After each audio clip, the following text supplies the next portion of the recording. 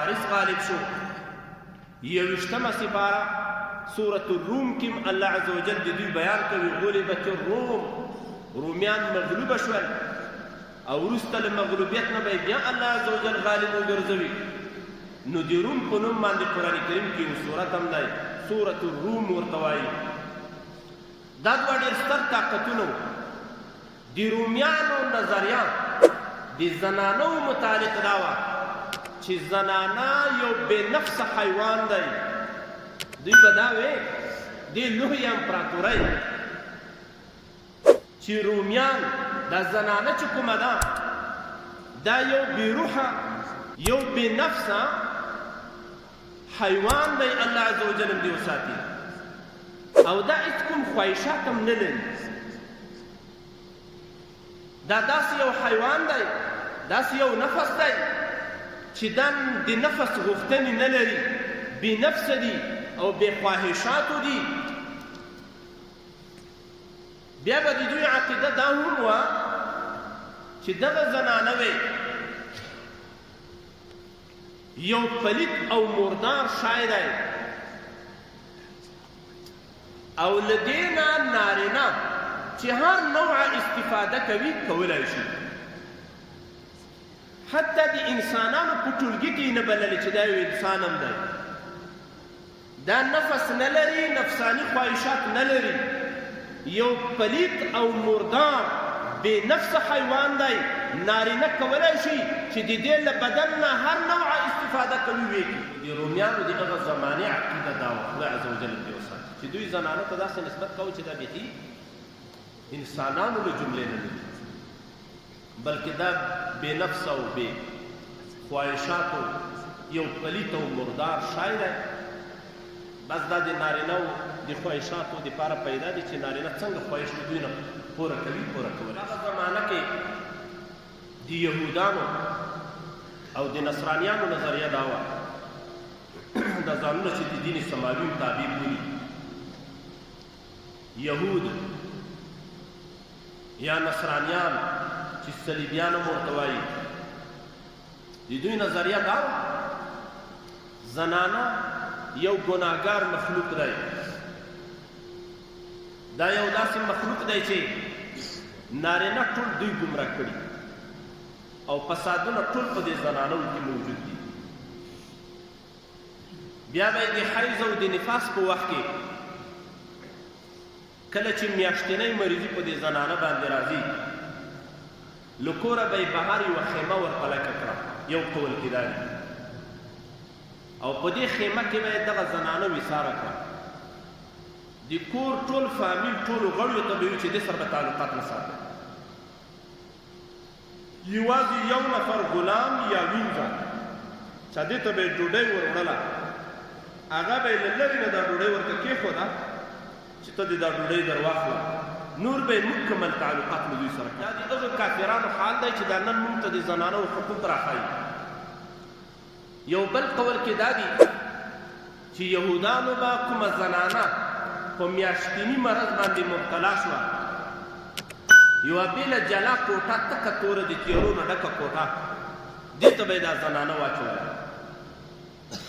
کله به یې چې دې ته واچوله نو په دروازه به یې ورپسې بند کړه. په دې کوټه کې به وړکی سوری دوی پرې ایښی و. دې زنانه به خوراک هم دلته کاوه، چښاک هم همدلته و، بېادبي هم د قضای حاجت ځای هم همدغه و.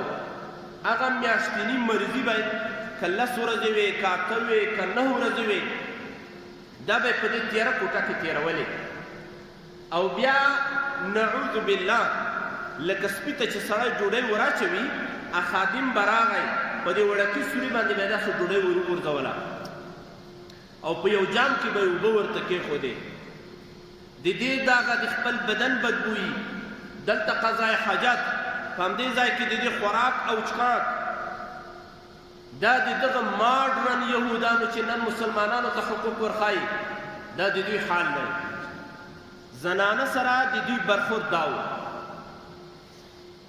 کله چې اسلام راغی، اسلام په راتګ باندې دا ټولې بدبختۍ الله ختمې کړې. د فارسیانو نظریه دا وه چې زنانه یو مشترک مخلوق دی د ټولو نارینهو ترمنځ او د فسادونو منبع او سرچینه ده. دغه زنانه نه هر نارینه کولی شي چې خپل خواهش ترنه پوره کړي. دې ته یې ضرورت نشته چې دوی په خپل مابین کې جنجالونه وکوي. یوې زنانه نه 10 نفره او 100 نفره هم خپل خواهش پوره کولی شي. د فارس هغه لویه امپراتوري، هغه چې بودایزم د دوی مهم مذهب او دین و، د دوی عقیده دا ده چې دغه زنانه دا د نارینهو په مابین کې یو مشترک ملک دی. هر نارینه کولی شي چې له دغې زنانه نه د خپل خواهش پوره کړي او دا د فسادونو او د بدبختیو سرچینه ده. الله عز وجل هم دې وساتي.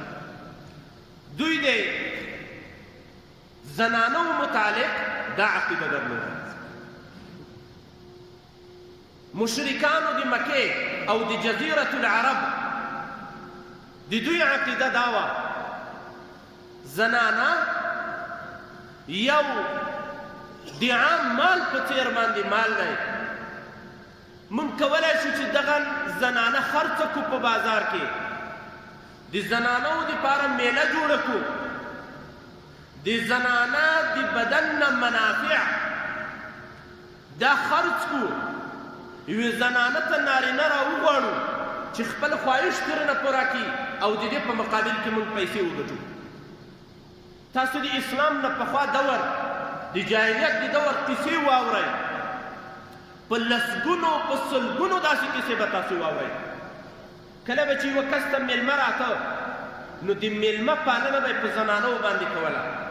دا ونه ډېر دروند میلمه دی، ښایسته جنکیانې ورته راولئ چې د دې خدمت وکړي، د دې سره د فحشا عمل ترسره کړي. دا به د ده میلمه پالنه وه او دا به افتخار کاوه. او که چا به دغه جنکیانې نه وې ورته راوستلې بیا به یې غیبت کېده. دا خو بیخي سړیتوب نه و. موږ ورغلو لا ډوډۍ مخې ته موږ ته کېښوده، موږ ته خو یې پېغلې زنانه وې بیخي کوټې ته رانوستې. اوس هم په غربي نړۍ کې په ډېرو ځایونو کې هم دغه کار روان دی. کله کله چې د یوه مملکت بادشاه بل ځای ته ځي په جنکیانو باندې استقبال کوي. یو وخت عربي متحده اماراتو ته بوش تللی و.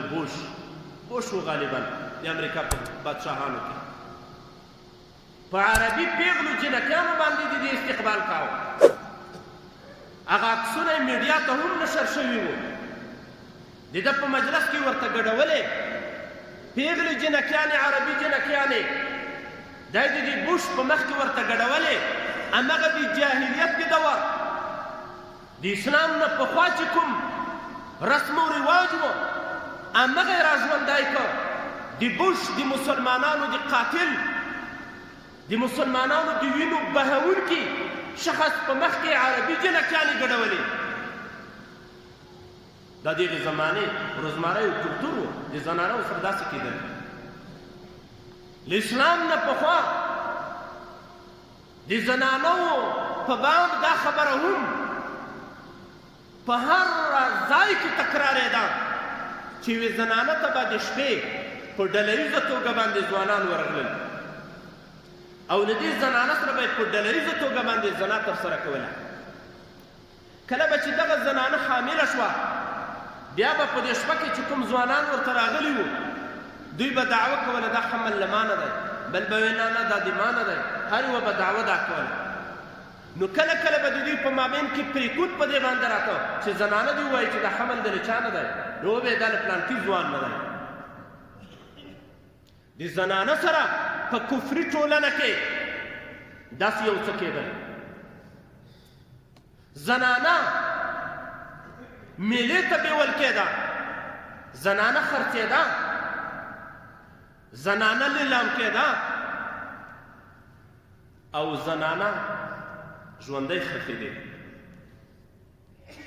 قرآن کریم کې الله عزوجل فرمایي ولا تکرهوا فتياتکم علی البغاء. تاسو خپلې جنکیانې په زنا او بدکارۍ باندې مه مجبوره کوئ، دوی باندې اکراه او زور مه کوئ. د جاهلیت دغه ظلم او بربریت په دې ټکي باندې الله ختم کړ. دا ته ظلم کوي، دا ته ناروا ترسره کوي چې خپلې زنانه یې په دې باندې مجبوره کوي چې هغه زنا ترسره کړي او بیا په مقابل کې ته پیسې واخلي یا میلمه پالنې ورباندې کوي او یا د دې د بدن نه داسې نامشروع او غلطه استفاده ترسره کوي. یو پلار به په دې باندې شرمېده چې د ده په کور کې لور پیدا شي. قرآن کریم کې الله عزوجل فرمایي وإذا بشر أحدهم بالأنثى ظل وجهه مسودا وهو كظيم. کله به چې یوه د دوی ته زیری ورکړل شو په زنانه باندې جلکۍ باندې چې کور کې د لور پیدا ده نو دا مخ به یې تک تور وګرځېد وهو كظيم او دی به له غوسې نه ډک غوسه به یې خفه به و زما کور کې لور څنګه پیدا ده شرمېږي ورباندې. الله دې معافي وکړي زموږ په دې مسلمانه ټولنه کې اوس هم ځینې خلک په لور باندې شرمېږي چې کله یې لور پیدا وي مې خبره وایي پلار یې مه خبره وایي چې لور شوې ورکې که بیا ورته خفه کېږي. ته څنګه مسلمان یې چې ته په لور باندې خفه کېږي؟ دا لور ستا اولاد نه دی، دغه لور ستا نه نه ده پیدا، دا انسان نه ده. مبارکیان هم نه ورکوي د لور متعلق چې زوی او زوی پیدا ده الله میلې جوړوي مبارکیان او د لور په باب بیا خاموشه شرمېږي ورباندې چاته وایي نه چې لور نه شوې لور نه پیدا. او دا عمل قرآن کریم کې الله موږ ته د مشرکانو یادوي د اسلام نه د مخکې دورې عمل دی. وإذا بشر أحدهم بالأنثى ظل وجهه مسودا. کله چې دوی ته په لور باندې زیری ورکړل شو چې لور دې پیدا ده دا مخې تک تور وګرځېږي او وهو کظیم دا یې له غم او غوسې نه ډک یتوارا من الناس له خلکو نه پټېږي له شرمه به د چا په مخ کې ښکاره کېده نه د چا په کور کې به چې لور پیدا وه هغه ځوان به په دې کلي کې شرمېده پټ پټ به د چا سره مخامخ نه شم راته ونیوی او لور دې شوې ده چې دا به دې ورته وایي چې او لور دې شوې ده دا به داسې لکه کنځا چې ورته وکړي پټېده به خفه به و رنګ به یې تک تور اوښتی و له غمه او بیا به یې له ځان سره فیصله کوله څه وکړو ایمسکه علی هون ام یدسه فی التراب. دوه لارې دي ماته زه له ځان سره وساتم دغه شرم او پیغور د ځوانانو او د خلکو دا په سر باندې ویښم ام یدسه فی التراب او کالخور لاندې کړم په خاورو کې نه باسم ژوندی ښخ کړم. قرآن کریم کې الله فرمایي وإذا الموءودة سئلت بأي ذنب قتلت. هغه ورځ په در زړه کوي چې له ژوندی ښخې شوې جنکیانو نه به پوښتنه کېږي بأي ذنب قتلت په کومه ګناه باندې دوی وژل شوي. دا معصومه جلکۍ چې له مور او پلاره پیدا شوه د دې جرم څه و چې په دې معصوموالي او ماشومتوب کې تا له خاورو لاندې کوله او ځمکه دې ورته کندله. په مکه مکرمه کې یو ځای اوس هم المقبرة الشبیکه په نوم باندې موږ هغه ځای ته ورغلو دا اوس هم یقین په الله باندې وکړي داسې وام لري د باب ملک فهد باندې چې کله ووځئ د غرب په طرف باندې نو هلته مسجد عایشې ته چې بسونه ځي دا خلک چې احرامونه د عمرې دپاره راتړي د بسونو سټاپ ته چې څنګه ورپورته شي د سړک او د مسجد حرم په مابین کې یوه ساحه پیري کې ده داسې تختې ترېنه تاو کړي دي خالي پرته ده څوک یې ننه نه ورپرېږدي خو لږ هغه لوړ ځای ته چې ورته وخېږي نو ښکاري میدان دی المقبرة الشبیکه. دا هغه ځای و چې مشرکانو به دلته ژوندۍ لوڼې ښخولې. دا د ځای نه داسې وام راځي د ظلم اثرات سړی پکې درک کوي د څومره معصومو جنکیانو کرېږې به دلته په خاورو کې خاموشي شوي څومره ماشومې جنکیانې به هغه له خاورو نه لاندې شوي وي. دا د اسلام نه مخکې دور د دوی دا حال و. د زنانو عفت په دې انداز باندې ساته، د دوی خرڅول، د دوی بې عفته کول، دوی ته د انسان په سترګه نه کتل، دوی په ژوندونې له خاورو لاندې کول او دوی وژل، په بازارونو کې لیلامول او خرڅول. دا دغه کافرانو حال دی چې نن موږ ته د زنانو حقوق راښایي، له موږ نه د زنانو حقوق غواړي. د اسلام په راتګ باندې دغه د ظلم ټغر ټوټ شو. زنانه ته په جاهلیت دور کې په مال کې حق نه و، بلکې خپله زنانه به میراث بلل کېده. داسې یو عادت هم موجود و چې د یوه سړي پلار به مړ شو، له پلار وفات نه وروسته به چې د ده میره پاتې وه، د پلار ښځه چې موږ تاسو میره ورته وایو، میارانه مور ورته وایو، خپل زوی راپورته شوی او د خپله میره یې په نکاح کړې ده. الله هم دې وساتي. ولې؟ ته خو ما د پلار ښځه یې، ما ته په میراث پاتې دي، پلار مالونه ټول د ما دي، نو ښځې یې هم د ما دي. دا میره یې خپل ځان ته په نکاح کړې. الله هم دې وساتي. دا د ځان حق باله، د ځان دپاره یې میراث کوله. دا موږ تاسو کې یو رواج موجود دی، کله چې د یوې زنانه میړه مړ شي او د دې زنانه ویونه موجود وي، تاسې راته ووایئ زموږ تاسو په دې ټولنه کې دا زنانه دا جرأت کولی شي چې دا لیور مې نه دی خوښ، زه بل خاوند کوم. تاسې راته ووایئ چېرته هم داسې اورېدلي دي چې زنانه ته دا جرأت ورکړل شوی چې دا لیور مې یا سپین ږیری دی، یا مې خوښ نه دی، یا چرسي ده، یا پلانکی عیب پکې دی، خو د ما نه خوښېږي، زه له دې سره نکاح نه کوم، زه به هر یو بل ځوان سره نکاح کوم. دا هم چېرته په دې خپله ټولنه کې اورېدلي دي؟ ولې؟